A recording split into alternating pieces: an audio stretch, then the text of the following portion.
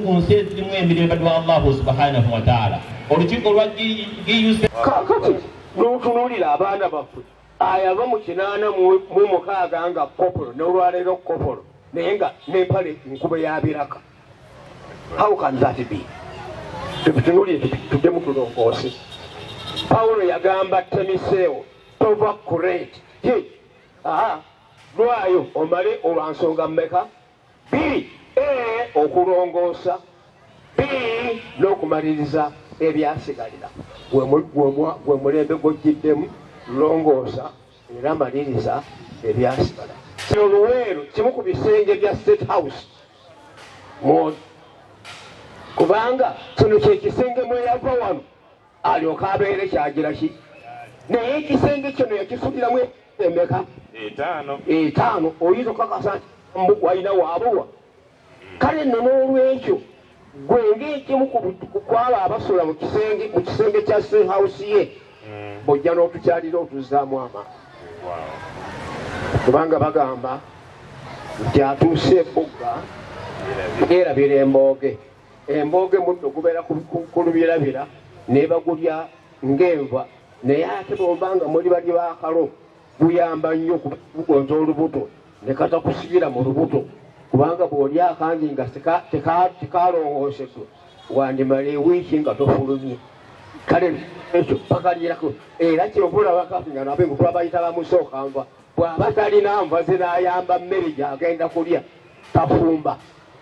Kale nno bw'obanga okomyewo era gw'ojja okuddiza mukama waffe amawulire kiki ekiri eruweero era luweero efaanana etya. Era wano tewali kyalo ky'oyinza kubuuka nga tekiriiko mulambo gwa lusalo ng'ate tekiriiko musirikale eyalwana n'awummula nadda n'atuula. Eno ye ex-barracks y'aba ex-soldiers. Kale no bw'obanga obazzeemu obozze mu banno nga gwe oli owa security mu banno abo be mwalwanaga nabo okuleeta emirembe giruwa gino. Era kozesa intelligence weebuuze bakubuulire nti olowooza basinga kwagala ki. Bajja kukubuulira bakikutuuseeko oli nga taleese buleesi luki lugambo. Njagala okwebaza His Excellency the President olw'ebyo by'ataddewo kubanga akadde kana ntunuulidde emirembe.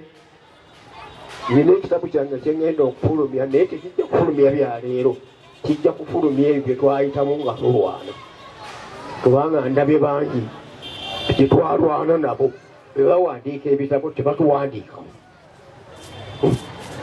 Wawulika netulwana wano nenwana wa emundu eyiyeemu bweki yegenda ewangula byonna. Mumuyinza okuza twalinga mu lukoola eyo nga tulya buli nedda. Gavumenti yonna yali ono His Excellency the President bamuyitanga CHC Chairman of High Command. Naye nga wansi omukulu w'amagye gyali ab'ebitongole gye bali aba gavumenti gye bali ab'obukiiko obalaba bwe twalondanga gavumenti twagireeta buleesi tetwaleeta ya kijaasi twaleeta civilian government. Bw'oyiwulyako nti eri ku mitala ejjunta High Command yagambye NRC twajja naki naye twagaziyangaziya. Kane n'olwekyo nno njagala mukitunuulire era oyambe okutunuulira luweero nga tefaanana nga bwefaanana ate nga terimba emulugunya. Okwemulugunya okwo maama wange ntambula njabye ennyimbe mbeera ku mbaga olaba efaanaganako bwe bityo naye buli wootuuka obasangawo tetukyalina kakulu sente zaffe bazisiba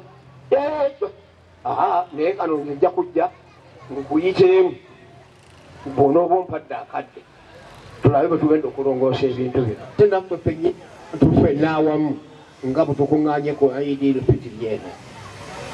Mbeebaza okutuukiriza etteeka lya Katonda kubanga okusiiba kuno si kwaffe ffekka ng'Abasiraamu naye kusiiba kw'abakkiriza.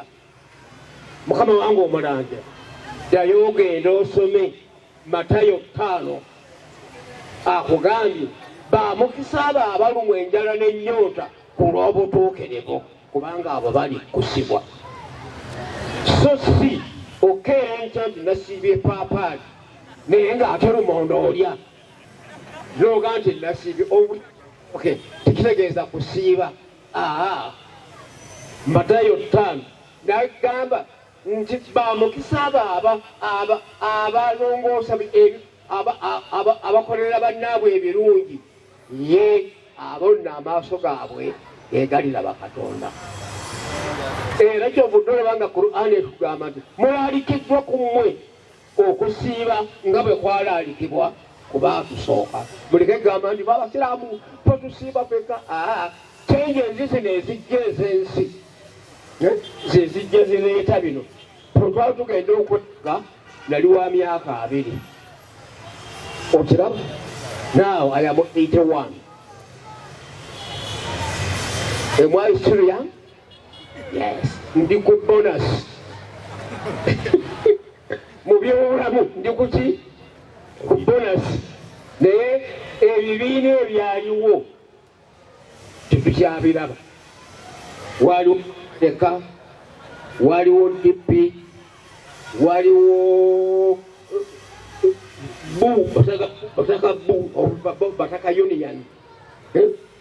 Wakyasi ebyo kaakati ate ebizaala okusola olwaleero bisinga n'engalo n'ebigere ng'obibaze ku muntu ogwo muki embe.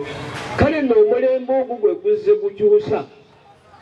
Era bw'obanga okunudde okusiiba nga batugamba bano washeshe nti okusiiba ddagala. Kaakati Dawudi bw'agenda naye yeegomba muka Uziya n'asindika Uziya awali obusaale obunyooka kubanga atya okumutwala. Era obusaale bwe bwamulya n'afa. Muka Uziya n'asigala nga nnamwandu ng'ate oyo mu mateeka akkirizibwa okugira ki okuwasibwa. Kaakati n'amutwala. Katonda n'asigala nga munyiivu n'amutumira malayika. Era gwe nyinza okugaa nti Jibrayiri kubanga oyo ye malayika ali wakati messenger wakati w'obulamu bw'omuntu ne Katonda. Bw'atuuka ng'alinga agereesa nti Mukama wange Ssaabasajja ewaffe nne eriyo omusajja ayina akaliga ku nkono naye ate ye oli naggagga bwe bwakeera enkya ng'ayagala kusaddaaka ako ke yatumya ne bakayimbula ke yasaddaaka naga nti ani oyo omubi bw'atyo naga nti wallahi kammere eddusu nkonnyonnyole yeggwe watta Uziya n'otwala muka Uziya. Yayuza omunagiro nga boolaba sheekh naye siga ebbu n'okusiiba n'agira ki kyenjagaddeyo n'okusiiba n'agira ki nga yeeneya. Kale n'olwekyo n'okusiiba ddagala ate etteeka erimenyese erimenya omubiri gwo bw'osiiba owulira amaanyi mu mubiri n'okukkiriza kungi. Naye gwe bba ku bino nga bw'ozonyiridde bw'oti osigale bw'otyo ngamba gwe omulangira sigala nga bwogeze eki bwozze oleme kutuuka ku luli kubanga buli kalungi konna kokola ku nsi Katonda akakusasula. Ate oliba oli awo ng'oli muhazara mu lukingo olunene lwoti olandaga nti nga saaviirayo ddala. Allahu Akbar. Kale n'olwekyo mbeebaza okukola omulimu gwa Mungu nekyo kudolaba nti yagamba nti empeera tagikulaga ye gwe siiba alyoke ku nkomerero akuwa ekikugwanidde okugira ki okufuna. Gusiiba n'okubeera nga tumaze kubatwa Allahu subhanahu wa ta'ala. Omwezi guno bantu bangi baagutandika naye tebagumazeeko.